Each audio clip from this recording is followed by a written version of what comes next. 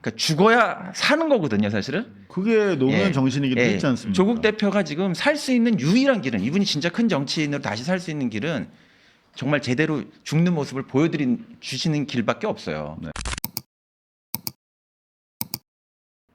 이게 오늘자 라디오 겸공의 예고입니다. 예고.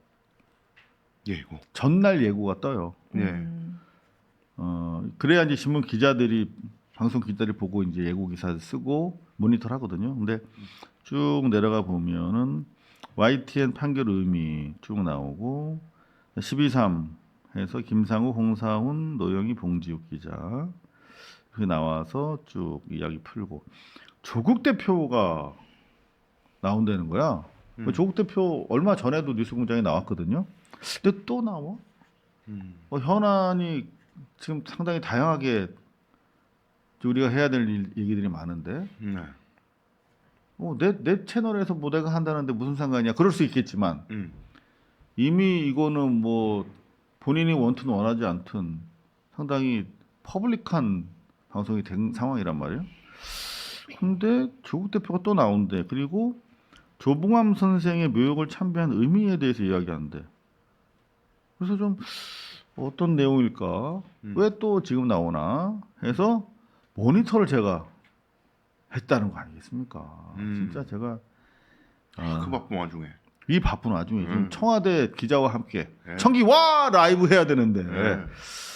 1시간 42분 55초부터 조국 대표가 출연을 합니다. 그래서 무려 2시간 2분까지 있었으니까 20분 가량. 20분 가량. 경공에서 20분이면 진짜 나라도 세울 만한 시간입니다. 장구한 시간이죠. 조봉암 선생과 관련된 얘기가 어디 있나 봤더니 아주 짧은 시간 토지 공개념과 관련된 이야기하는 그냥 단초로 활용된 거야. 조봉암 선생과 관련된 얘기는 없었습니다. 자, 그러면 주로 어떤 얘기인가 봤더니 첫 질문은 한덕수 구형 15년 어떻게 보냐 해서 42분부터 45분까지 3분 가까이 이야기하고 나머지는 요 파란색부터가 정치개혁이에요. 소위 말하면 지난 대표 수락 연설을 통해서 밝혔던 헌법 개정. 예. 46분부터 파란색 부분입니다. 주장창 계속 헌법 개정 얘기가 나옵니다. 어디까지? 53분까지. 그러니까 한 7분 얘기하신 거예요. 절반 가까운 시간을 헌법 개정 얘기를 합니다. 그리고 이제 쭉 이런저런 말씀하시는데 또 나오네 헌법 개정. 2시간 1분부터 2분. 그러니까 총 9분. 한 절반 가량을 헌법 얘기하다가 다시 돌아갔습니다.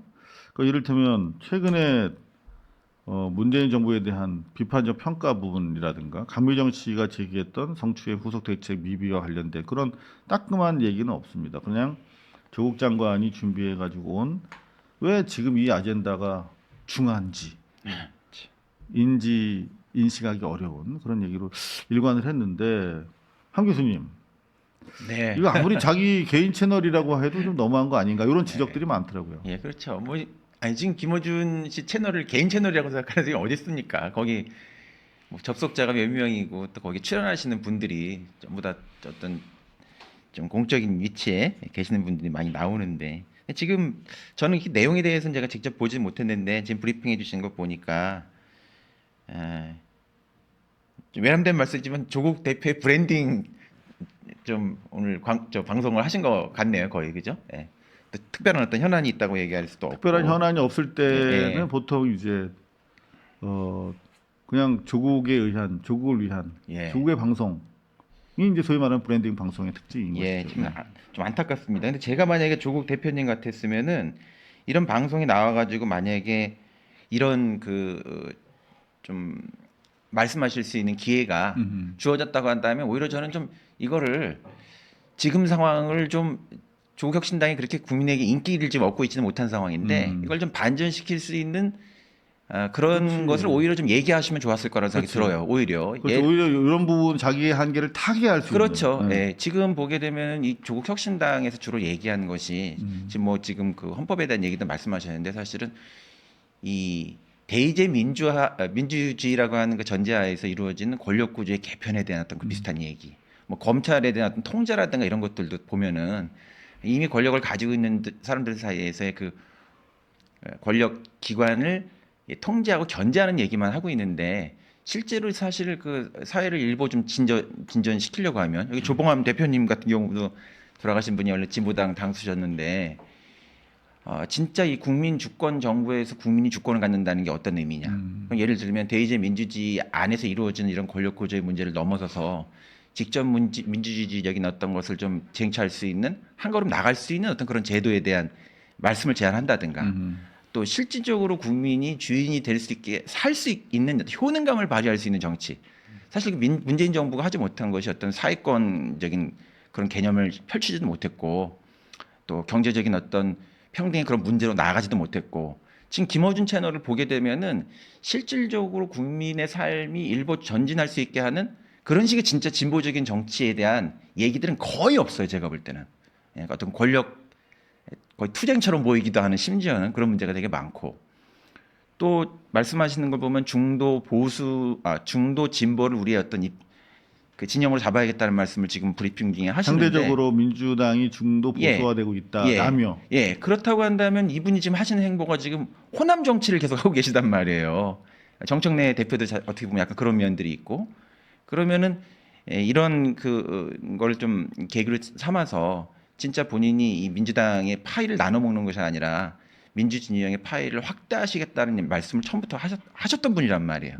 그러면 어떤 영남이나 부산 같은 데 내려가 가지고 그 지방 선거에서도 거기에서 한번 어떤 좀 민주진영의 파일을 넓히는 그런 일을 해보겠다라는 그러니까 죽어야 사는 거거든요, 사실은. 그게 노무현 정신이기도 했지 않습니까? 조국 대표가 지금 살 수 있는 유일한 길은 이분이 진짜 큰 정치인으로 다시 살 수 있는 길은 정말 제대로 죽는 모습을 주시는 길밖에 없어요. 네. 예, 사실 그런 거를 이제 거기서 하셔야 된다고 좀 봐요. 일단은 어떻게 사실 것인가에 예. 대한 조언은 저희가 충분히 하고 있는 것 같고, 근데 문제는 이제 조국 장관이 우리가 이런 얘기하면 자꾸 이제 우리랑 자꾸 이렇게 좀 끊어요. 팔로워도 끊고 좀 그런 것도 좀 아쉬운데 여하튼 조국 장관 아니, 우리한테도 너무 또 소중한 표를 받으셔야지 분이시긴 하죠. 그러려면. 근데. 자 그런가 하면은 사실은 저희가 지적해드렸던 것처럼 뉴스공장에서 문재인 대통령 평상 책방과 관련해서 지금 3탄을 또 촬영을 마치고 업로드를 또 준비하고 있다고 하는데 왜 이 시점에 평상 책방인가? 왜 이 시점에 문재인인가? 뭐 우리가 상식적으로 봤을 때 지방 정부 선거를 앞두고 몸풀기 하시는 거 아니냐? 이거 누가 봐도 그렇지 않겠습니까? 그렇죠. 자 그런 가운데 자꾸 이런 기사가 나옵니다. 여야 싸움 중 이낙연이 조용히 내놓은 발언, 파장 일파만파. 네, 일파만파래. 여기 보면 모두가 중도층을 외면한 채 자극적인 정치에만 몰두하고 있다. 네, 근데 이거 신문 기사를 계속 써주는 세력들이 있습니다. 여전히. 그렇지만 사진은 아주 묘한데요.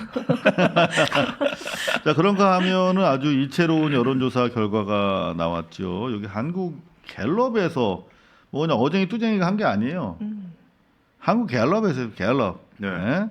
역대 대통령 평가 중에서 노무현 대통령 시간이 지날수록 평가가 잘 나오고 있는데 쭉쭉쭉 해서 문재인 대통령이 이명박보다도 잘한 일이 많다. 없어.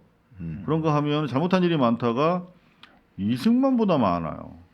아주 상당히 하위권에 머물고 있는데 이런 부분에 대해서도 사실은 좀 소위 말하면 문재인 정부에 대한 이제 평가가 필요한 시점 아니겠습니까? 여태까지 우리가 허겁지겁 내란 청산하느라고 늦었는데 이 평가 없이 개선 발전이 있을 수는 없는 것이지 않습니까? 네, 네. 근데 우리가 불행히도 노무현 대통령 서거 이후에는 우리가 평가할 수가 없었어. 감히 너무나 비극적으로 돌아가셨기 때문에 문재인 정부에 대해서는 평가를 해야죠. 그런데 지금 문재인 정부의 깊이 발을 담궜던 분들이 이 여론조사와 관련해서 제가 코멘트하는 걸 좀 들었어요, 몇 분.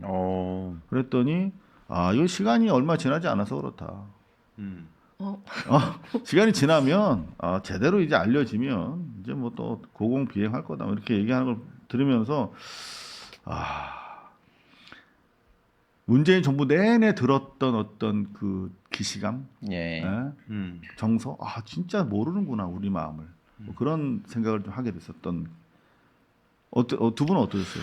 네, 저는 개인적으로 문재인 전 대통령에 대한 평가를 어떻게 할 것인가의 문제는 앞으로 나갈 때 도움이 되는 범위 안에서 해야 된다는 생각은 해요. 정확하게 저도 동의합니다. 네, 그러니까 네. 이게 무슨 그쪽 개파를 뭐 쳐가지고 뭐 민주당 내부에서 공천 밥그릇 싸움을 할 때 어떤 계열을 다 물리치기 위해서 하는 주장이 아니고 이건 그럼요. 정치인들이 하는 거고. 그럼요. 그건 네. 정치인들이 하는 거고 앞으로 나갈 때가 뭐예요? 그러니까 지금 해야 되는 개혁의 현안들, 검찰 개혁이라든지 언론 개혁이라든지 이런 개혁의 현안들을 이야기할 때 우리가 과거에 개혁을 실패했던 경험들이 있기 때문에 그 개혁의 실패 경험이라는 게 가장 뼈아픈 것이 문재인 정권 당시에 의석수도 굉장히 많고 정권도 잡았는데 개혁을 못했던 대한민국 역사상 진보 세력이 그렇게 강력할 때가 없었는데 왜 개혁에 실패했을까를 연구해야 돼요. 그러다 보면은 문재인 정권에 대한 비판을 할 수밖에 없는 거예요. 비판해가지고 누구를 배제하자는 얘기가 아니라 그렇게 또 하면 또 실패한다라는 반면교사를 삼아야 앞으로 반복이 안 될 거 아니에요. 대부분 다 그런 생각으로 비판하는 그렇죠. 거 아니겠습니까? 그럼요. 교수님도 마찬가지시죠. 예, 그 당연한 말씀이고요. 네네. 그리고 누구를 배제하자는 그렇죠. 취지가 아닌 것이죠. 저는 지금 이 벌어지는 이런 그 문재인 정부 때 그런 것들을 좀 이렇게 옹호하고 이런 분들 보게 되면은 그냥 사자성어가 참 떠올라요. 그 각주구검이라는 사자성어가 있는데 네. 예, 배는 움직이고 있고 지금 풍경도 바뀌었거든요. 네. 근데 그 떨어진 그 물자리가 같은 그곳에 있다고 생각하고 거기서 계속 칼을 구하는 거예요. 이 없죠, 풍경이 거기. 바뀌었단 말이에요. 네. 그걸 좀 인식을 하셔야 된다는 생각이 좀 들고 그리고 이런 평산 책방이나 이런 거 통해 가지고 이게 뭐 단순히 이걸 누가 지금 책 소개하는 거라고 이게 봅니까? 그걸 또 만들어주는 제작하는 것도 겸손 TV 같은 데서 제작하고 이런 상황이기 때문에 이런 것에 나서시면 나서실수록 평가가 박해진다. 예. 오히려 좀 그렇죠. 이게 정치 활동이라고 하는 것은 어떤 식으로든 권력 행사이기 때문에 거기에 맞는 책임을 요구하게 됩니다. 그러니까 가만히 계시면 모르겠는데 움직이시는데 우리가 그 활동과 견주어서 책임에 대해서 논하지 않을 수 없는 것이죠. 네, 자청하고 계시다. 게다가 지금 이런 그 움직임들이라고 하는 게 이재명 대통령이 이 시대에 금수 자기의 어떤 좀 파워를 가지고 뭔가 운영을 하려고 하면은 자기 사람들이 있어야 되는데 그 사람들 어떻게 보면 배제하는 어떤 이 시대 최근에 보니까 뭐 이재명 대통령이 제일 먼저 이렇게 영입했었던 부산의 어떤 이동철이라는 분인가요? 그분도 이동철. 정청래 대표 체제에서 제일 먼저 이렇게 좀 컷오프 됐다는 얘기도 이렇게 들었는데 네네. 그런 것들이 굉장히 좀 쇼킹한 얘기거든요, 사실은. 예. 뭐 이게 나름 이 상황의 심각성을 좀 더 깊이 느끼시는 분도 계시고 직무적으로 계속 아직까지는 관찰하시는 분들도 계실 텐데 여하튼 무시할 상황은 아니다라고 하는 건 분명한 것 같아서 저희가 계속 좀 와치를 해드리도록 하겠습니다.